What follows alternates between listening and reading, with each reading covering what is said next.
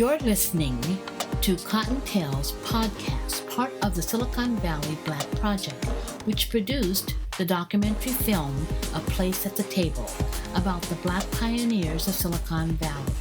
A Place at the Table can be viewed for rent on Vimeo.com on demand /A Place at the Table STEM. Through Cottontail's podcast, the Silicon Valley Black Project will continue to recognize the contributions made by African Americans. We will be featuring African American professionals, technologists in the fields of engineering, administration, and entrepreneurial pursuits from the past and present. Today, we're talking to Charles Alexander, better known as Chuck Alexander. Chuck, along with his friend Benny Walker, rented a large house in a then segregated San Jose, California, and provided a haven to the African American athletes that came to get their education and found shelter and support at the Good Brothers house. The Good Brothers were there before San Jose State University became known for its track stars dubbed Speed City, but their legacy lived on as an example to all the athletes that followed the Good Brothers. Did you tell me how you got to San Jose? What made you decide to go to San Jose State? They needed speed, and I needed to get away, and I thought the Bay Area was pretty good. You know, San Jose wasn't a real huge school like SC and UCLA. Right. And so that was basically followed that, you know. So were you from Los Angeles originally? Originally I was from Texas, but most of my life was in Los Angeles. In Los Angeles. Okay, so. Yeah, my high school and junior college, and then I left after junior college. See. And came to San Jose State. San Jose. So what high school did you graduate from? Jefferson High School. Jefferson. My husband graduated from Manual Arts. Oh, yeah. That was our rival. In Jefferson, we were predominantly black, but the people who lived there, they were hardworking people. So it was, it wasn't really a ghetto. It was just an area where most of us lived. See? Yeah. Actually, in the 50s, I don't remember a black community that I would consider a ghetto. It was just a neighborhood, and we kind of looked out for each other, and everybody knew everybody. The ghetto was something they threw on us, and we just said was home. We adjusted when I worked in the probation department. That's how I was able to get to a lot of the kids from areas like that and let them know that, hey, when you really understood the area we're in, it had everything we needed. The grocery store, we had the movie, So when I said, you're going away from the place that really was taking care of you if you make use of it. And that's what I did with the high school, beautiful high school. And I was one of the few students in my class of 200 and something that graduated with perfect attendance. Never was sick, never missed a day. Never missed a day. Education was important to you. Oh, yeah. That was really the thing that I realized that early, that was the key. And it gave me independence. There's nothing worse than being stupid and dependent, and not informed. And the church kind of helped me out because, I was able to understand my five senses. So when you got to San Jose State, were you a track star or football? Football star. Okay. I had ran track, but football was a scholarship. That was the scholarship. Okay. How many other black men were recruited that year with you into football? It was about 10 of us. Okay. You all made the team then? Yeah. All made the team. Well, I started off as a pre-med student, and I was going to be a doctor because when I was young, recognized that you were a doctor or a lawyer or something, you had a better chance. And that's what I was thinking rather than being a common laborer or anything. I figured if I was smart enough to be a doctor, it would make a difference. We had to look for ways out, or ways in, so to speak. Sure. And I was a good worker. I just took advantage of the educational system, see? And that was really the thing I think really helped me out, recognizing that education was the freedom. So was it something that was discussed in your home, or did you come up with this idea yourself that education was your way out, or had you seen that demonstrated for you? It was my way out. I saw it demonstrated, and it was kind of a person didn't want to be dependent. And the education made me independent. I learned quite, distance where I was and used my five senses. And that was basically where I think I built upon the five senses, and being smart made a difference. Absolutely. But education exposed me to the other parts of the world that I wouldn't have been able to see if I hadn't had those courses in history. And now, did you ever get a chance to travel to those other parts of the world? Closest I came was from Texas to California. Hello. But the only time I went to the other parts of the world with me and the wife, we bought a car in Sweden. We traveled to there, Sweden, and got the car and had a vacation. I was really not that interested in a lot of the other countries, So now when you get started, you're playing football, you're majoring in medicine, and you decide, I'm going to major in psych. Why did we change our major? It's sociology, criminology. Criminology. Okay. And I began to see what was going on in the jobs that was available in there. I figured that I had a better chance of finding a job in that, because the prison system was huge, and they began to come up with systems to keep them out of prison.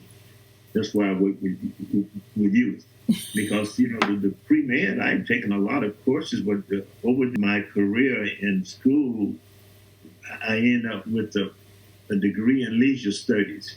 I flunked out, went back to junior college, got my grades up, came back in. Got rougher. I took a course that I shouldn't. It was 5-unit anatomy and physiology, and I'm trying to play football. and so I got an F in that course, and that knocked my grade point average way down. That would do it. And I couldn't go back to junior college, and I didn't want to go back to Los Angeles. Yeah. But I saw this advertisement in the book, they correspondence courses. You could also attend classes, University of California.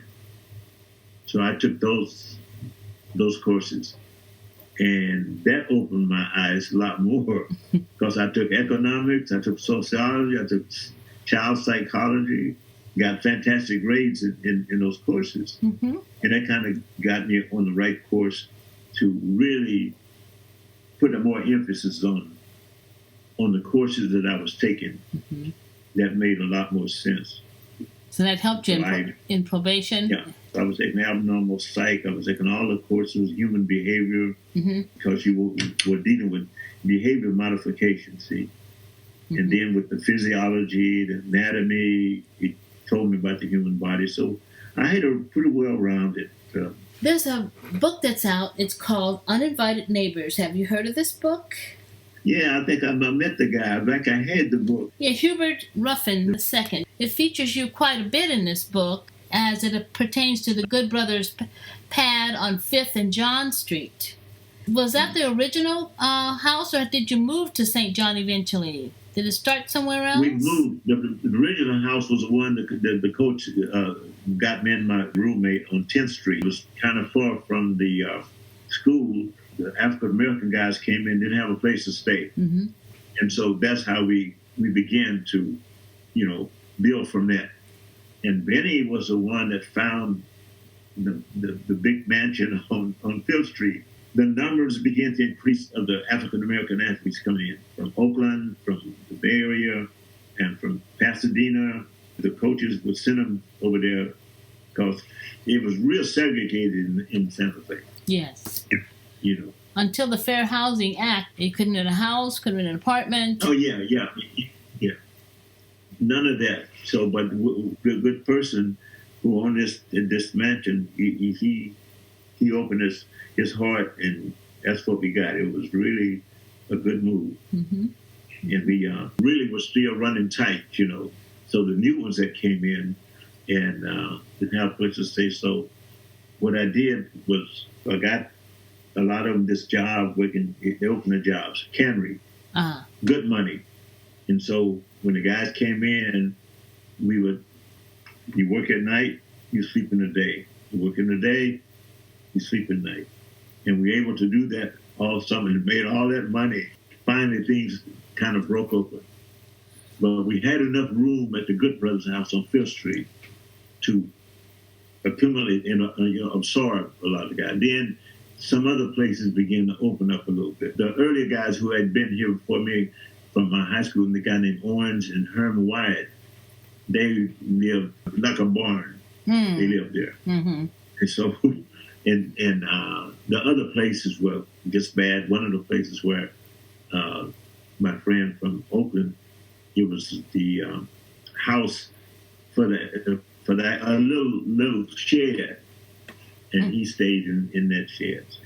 And but like I say, the big openings, and then the place that opened for some of the guys was these gay guys ran this international house, and we had enough room, but some of the guys had a different idea of togetherness like we did. We were kind of brotherhood. That's what and have study hall, and we had our own social things there. We helped each other. You helped each other. I understand from what Mr. Ruffin wrote in the book. He says that the Good Brothers Pad, as it was called, they said. His name was the Good Brothers. A friend of mine, Dorothy. Dorothy, yes. But Dorothy Hines was his name. But Dorothy Hines, yeah. Yeah, she was going to the school then. Okay. And she invited us over for dinner. And we went there and had a good time. And the mother said, "Boy, these are good guys. These are some good brothers." And it stuck. Good Brothers Pad. Yeah. Well, they said it was the unwritten mecca of San Jose State's social scene in the 1950s. Can you explain that, sir? What happened, we gave our own parties, and we would have a transportation where we would go pick up the young ladies in San Mateo, in Berkeley, and in Oakland. So we were importing a lot of the young ladies because we didn't have that many in San Jose. Uh-huh. But a lot of these young ladies, they were going to school too, so they heard about it. And in fact, one of the guys, Ron Dellums, used to be in Oakland. Yes. He was coming in. Les McCann, he was a musician. Musician, yeah. Yeah, he came down because he was stationed at Moffett Field. But it was kind of a social meeting place. And it worked out good because a lot of the young ladies was the top of the line. So the guy said, "Hey, man, look, Queen's right here." Right under your nose, huh? Yeah, right there. And I said, in fact, they graduated. Those young ladies, before as a professional job, they weren't open. But our preparation was getting us to that point. And that business of study halls and helping each other, that was the catalyst for getting you through the college, would you say? In the brotherhood, see, because we came from different culture, different directions. Okay. But so living with each other and accepting each other's way of life, that's what made the difference. Uh-huh. In other words, we accepted each other from where we came from and how we were. And that molded us into the real brotherhood. So if there wasn't this teasing someone who came from a farm town, you didn't treat them like a hayseed, you treat them like a brother. Yeah, that's it. They came in, we was all on the work ethic, we were going to church, we were doing different things together in the social system where we had the parties, we were bringing in the cream of the crop. In fact, that's how I got married. Is that? I was going to ask you, did anyone ever have a relationship with any of these lovely ladies? Oh yeah, it was a big core of us. Yeah. Maybe 8 guys end up married. These ladies. Uh-huh. Like I said, we were going and transporting them from Berkeley and that was kind of the thing that got me to quit going back to L.A. I went to a dance up in Berkeley, a sorority dance. Uh-huh. And I said, good Lord, I hadn't seen so many black, beautiful, educated. They were nice and friendly. I said, man, look at here. I'm not going back to L.A. I found a paradise. Remember, the basis of the black sorority is to have a place for us. And also, since we're being educated, we got to pay back. Yes. We can't bring in some of these stupid situation where we're looking down on each other. Right. By having that social system at our house, we broke down a lot of that. Uh-huh. We end up married, and Okay. and the numbers increased, but that gave us a nice social system. Mm-hmm. The founders of these sororities in France, they were black, and to have that brotherhood and sisterhood ourselves, Right. and follow these principles. Right. And those principles was, survival and loving one another and improving ourselves, and not coming in with that artificial looking down on each other. Right. We negated that. So now even the brothers who came in, I said, no. Look, man, we're not the enemy. The enemy is out there. Mm-hmm. The enemy is stupidity. If you're not getting a good grade, Uh-huh. who can you blame? I said, that's a step. These steps, we came by, I said, by me coming up here and using my talents and abilities that Jackie Robinson, Joe Lewis, they paved the way for us. Okay? This separated us from the run of the mill. Right. We had talent and skills that was in demand. Because in the 50s, they began to open up more of the athletes' numbers. So they got tired of getting beat. Yeah. So they said, no. They start recruiting. Yeah, recruiting, right? Yeah. Okay. And that's why I said I was recruited. And it was funny. I never looked at it that I was that good. On my senior year, we had a banquet and I finished up. And my coach made me stand up. He singled me out and said, this is a guy that should go to college and he's going to be good. I almost fainted because I never looked at myself as being so good. I didn't make that a big deal. I knew I could perform well. I knew I was good, but that wasn't the big thing. Mm-hmm. And that's why I say, I kept grounded. I was telling my grandkids, I didn't have no mentors. Yeah. I had some examples, mm-hmm. but no mentors. Nobody pulled me aside and said, hey, I was just like an invisible guy, But I knew by majoring in medicine, I was going to go to college. Yeah. But, I had to do some real thinking. I couldn't afford, the college because I was thinking about going to UCLA.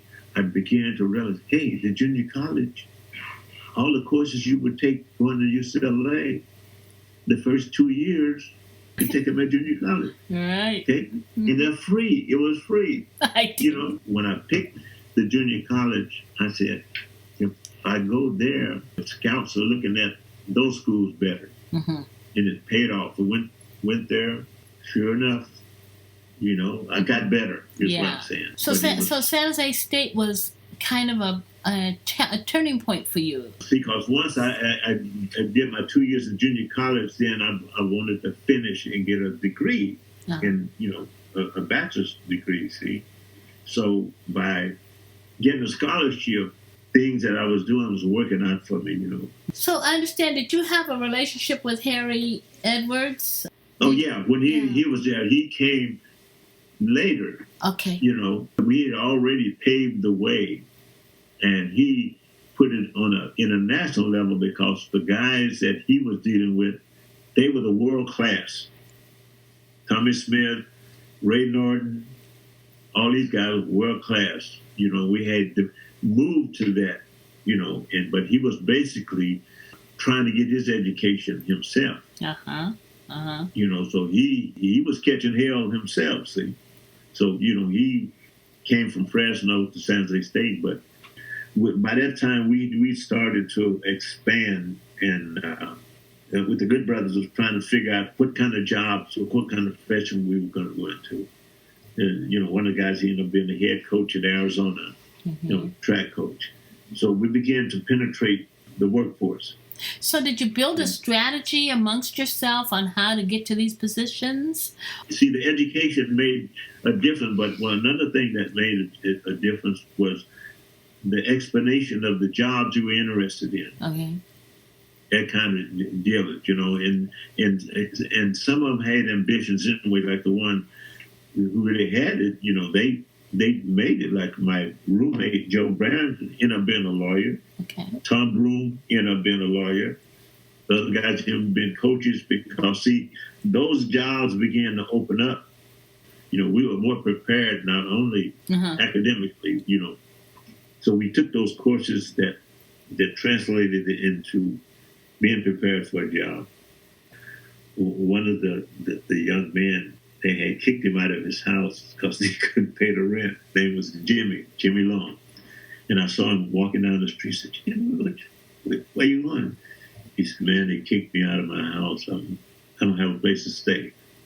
I said, He said, I don't have any money either. I said, look, Jimmy, don't worry about it. You come on and stay with me. When you get some money, fine. But in the meantime, you come in with the Good Brothers, and keep pursuing your education. And Jimmy was the guy that pursued his education and went back to his hometown and got selected as a judge. Is that right? In Sacramento. In Sacramento. All right, Sacramento. Jimmy Long. Jimmy Long. Judge Jimmy Long. See?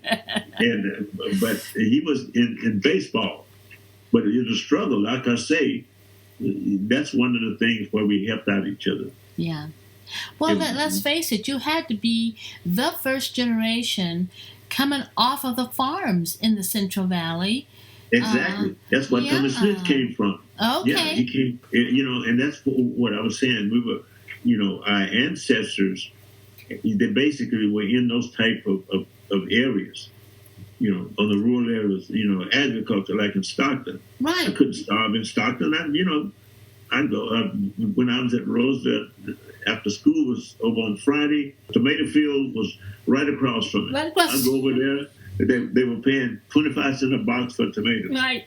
I'd go over there and pick 12 boxes before nightfall. And all the weekend at the Sand Tree, the theaters, the Liberty and all of them, I had money. $3. It was like $30. Did all those odd jobs, worked in the fields. That work ethic carried me a long ways. Yes. I think that is our savior. That is the thing that saves Black folks, is that we know how to work. The narrative doesn't say that, but in reality, we do know how to work. In other words, if you got a good work ethic, you can make it any place. That's right. The jobs that you get, some of them don't want, some of them can't handle it. Right. So we qualify, because we have that attitude toward work is ingrained in us. Well, and I think the other thing is it's a means to an end. I never thought of work as a drudgery. I always looked at how much I was going to get paid for doing what I was doing, and how much I could accomplish with that money that I was making. I never looked at it as being beneath me. Nothing to be ashamed of. You're ashamed when you're broke and you're stealing. That's what you got to be ashamed of. That's right. But when you do it and to give you satisfaction, independence, and give you the discipline, you figure out how to distribute your money. And back in the day, I don't know if you remember, they used to have layaway. Oh, yeah. Man, I'd see a shirt I laid at Roscoe. I might not get it out for 3 months. It was waiting for you. Right. But that's why I said the work ethic, the cultural effect made a difference. I know what they expected of us, but I took the blackness as an asset rather than like it was the worst thing. But at that time we were using Negro. Right. Right. But I understood my culture, and so I really didn't try to be something that you're not. At that time, as black athletes made a difference. We were in a specialized position. Yes. See, we were needed, Uh-huh. and we had the talent, and you build up on it. See, Mm-hmm. and you got better, and it paid off. You had a special place where you could go where you felt like you were a whole person. Uh-huh. No one was judging you by the color of your skin or your accent or where you came from. They wanted that skill. So you That's could right. feel like a whole person all day long in a sports environment. You have a Yeah. confidence about yourself. Yeah. And you had that educational intellect. See, in other words, you knew about your culture. You knew about the history. You knew about how we were treated. We knew about who opened the doors for us. I thank goodness from Booker T.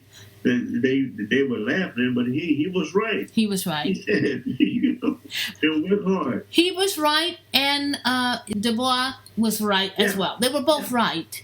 It's just they were Exactly. right in different contexts. That even though we came from different areas of the country, we came from different families, but the color was there. You couldn't Yes. get rid of that. No, But so you didn't make that a negative like the others did. Hey, that's part of your Yeah. anatomy. right. What can you do about that? Yeah. Be I said, proud but of that. they didn't have those songs with James Brown, Black and I'm Proud. Yeah. We knew that all along. We didn't get where we were by being ignorant. Thank you.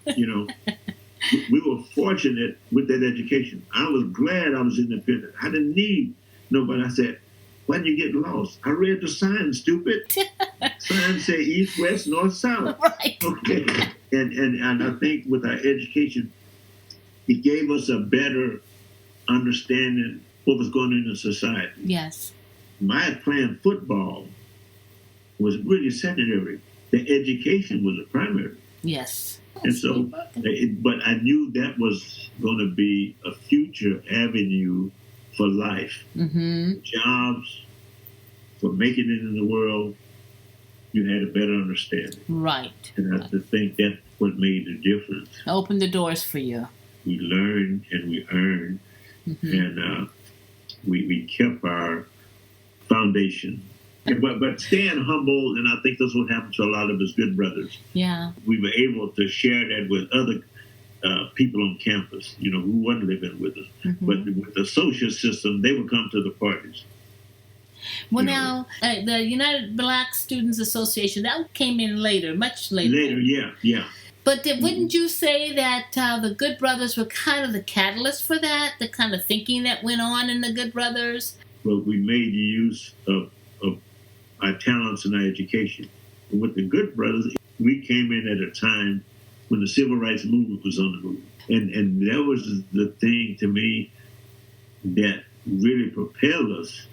And then with the, the church, it kept me humble that you can put up with this.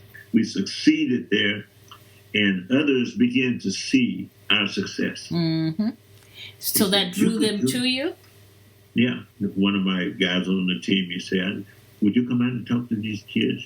Why me? He said, well, I think you can make a difference. Because of some of the kids right around school, they were minority kids, Mexican kids. Mm-hmm. So I go out there. I came in humility and to educate, to share, And my sharing has said, what I'm doing, you can do too. Now, tell me, when you became a probation officer, what was that like for you? As I got close to graduating, I finally figured out that that's the area I wanted to go in. Okay. Helping folks. I always wanted to help. But a friend of mine said, hey, they're giving this test on juvenile counselor. I went in, took the test, passed it, came out number 5. Okay. But in the meantime, I'm getting ready to get married, and I needed a job. So I worked at the post office in L.A. So I went and worked at the post office for a year. Sure enough, I came up number 1 on the list, and then I got hired. So you were the first black hire they had? No, they had others, but I was one of the first blacks. Okay. What year was that? What year was that? That was 1959. Wow, that was early. Yeah. That was early. It was early. See, because the jobs were beginning to open. Because I worked at the ranch. You know, they had juvenile hall, but they didn't have facilities. And they began to develop facilities to treat the behavior. After a year, I was supervisor, see. Because I had taken all those courses on criminology and sociology and abnormal psych, and I really began to bring changes in. Right. So how do you feel secure? Know that information better than anybody. Exactly. Be prepared. Right. As I rose to the ranks of the probation, I became, assistant superintendent. So I'm running the institution. That was my deal. We used to have a treatment center. I said, but they're not sick. Treatment is for people who are sick. Okay. I said, these are thieves and cheats and lawbreakers. Yeah. So rather than treat them, let's change. Our purpose is to correct and protect. Correct their behavior, and by having them isolated, we protect the community that went through all the systems. Yeah. Well, what a difference, though. That kind of turns that whole purpose, doesn't it? That's what it was, yeah, because you see, well, this family, yeah, but that's not a sick family. That's a dysfunctional family. And there's a lot of dysfunction. How do you handle dysfunction? You learn better and you do better, okay? Right. Corrections. That's what we do. We correct your thinking Right. and you do better. That's what the program's all about. Do you think you are a piece of San Jose history? Well, I think so, because I was the first African-American administrator in the county All right. through the probation department. All right. So what kind of changes do you think has occurred during your lifetime in the Silicon Valley? Minimum changes in where you can live, you know. Then the opportunities have changed too, you know.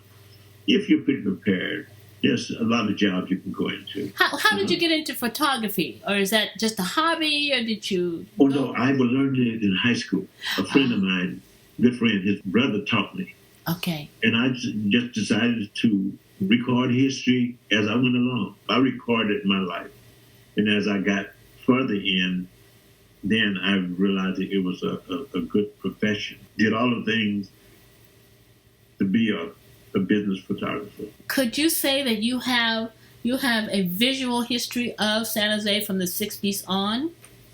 Yeah. What I have, it's a chronological history of blacks. Yes. The sororities, fraternities, I was at all those events. All of them. And my own job, and people, the ones who pioneered. Some people just kind of ignore it. But I said, no, you can't, because they were the one. Right. We had the attorney. I had this one, Hardeman. He's an attorney. Okay. Okay, he ended up being a judge. Okay, Wes Fleet. We got all of these people who pioneered and got in these positions. Okay, and that's what's missing. So that's what we're trying. What you're doing, to let them know that these were the people that was instrumental in where we are. Yes. These are the people who was the first one. IBM and some Westinghouse. There was a lot of places that people penetrated. Yes, Fairchild, Lockheed. Yeah, that's right. See, they began to recruit, not only here, way out. They were going down to Tuskegee and getting those guys. Historically black colleges. Your life has been one history book, yet you're a very humble person. That is an asset. The higher you go, the more you serve. If you stay humble, you're in control. When you're arrogant, when you're pompous, you put yourself in harm's way. When I'm humble, I'm prepared to go either way. If you could have gone back and talk about what was going to happen to you in the future, what would you tell that young Charles Alexander? Tell him to stay on course and develop. That brings me back to our original conversation. You had these strong work ethics. You had this strong desire for an education because you realized early in life that it was going to be your key to a better life. And you Right. shared that with others that came into contact with you. I imagine a young man or woman coming from Central Valley to San Jose State or Yeah. Berkeley or Stanford or whatever. It was like entering a foreign country. Right off the bat, you said, here I am, a select person. In other words, I got this talent. I'm different from the run-of-the-mill, but they treat me like nothing. They are just only using my abilities, but not looking at the reason why I'm here. Not to play football, it was to get an education. Yes. But then what you provided, you and your friends provided in that house, was a place where they could realize who they really were. Every day they're facing people telling them, you're not this, you're not that, but they could come back to this house and be assured that they were somebody and that what they were doing was useful. And they had a refuge. See? And they had absolutely. Yeah. How long did you live there? I came up in 55. Uh-huh. I lived there to 59. 59, I got married. You got me. And I had my reception at the Good Brothers and told them, I see y'all, I'm gone. Your work was done. You passed the baton on to the next group. Yeah. Well, who took over from there? Danny Walker. He took over for all that house. You know how much I paid for rent? $125. And I charged them $25 a piece. Very low, but they could afford it. Yeah. And so I always had enough to pay the rent and the utilities, because there were some that couldn't pay. They didn't have the money. Right. But I was able to manage it and show them that I cared and they cared, and show them that they're partners. We have to hold on this place. So when you do get some money, come on and pay. Right. You know? So how long did the house stay open and viable in the community? After? After you left. It faded. It did. Some of the guys. The Benny Walker couldn't handle all of it then. Mm-hmm. There it is. You say you had a blueprint for how it should be done, and all of a sudden it's gone. Yeah, but another thing that happened, rental places was open. More African American came in, and so they began to have other houses. I see. That they would stay in. See. Other opportunities. But, okay. And then the fraternities began to get big, and then more athletes, and then more just blacks coming to San Jose State. Yeah. It wasn't expensive like Stanford, or Berkeley. See, it wasn't all athletes, it was different ones who wanted a good quality education. Thank you, Chuck, for sharing your personal journey and for being there for the young African American athletes that came to San Jose State University in the early days. Through your kindness and support, many African American professionals, lawyers, judges, coaches, just to name a few, can look back at their beginnings and thank you for providing them the shelter and brotherly love that gave them a sense of fellowship and pride that was passed on long after you left the Good Brothers house. You can read about Chuck Alexander and the Good Brothers online at the Mercury News Archives. The article was written by Thai Vo, is dated February 28, 2019. Thank you, Chuck, and thank you for listening.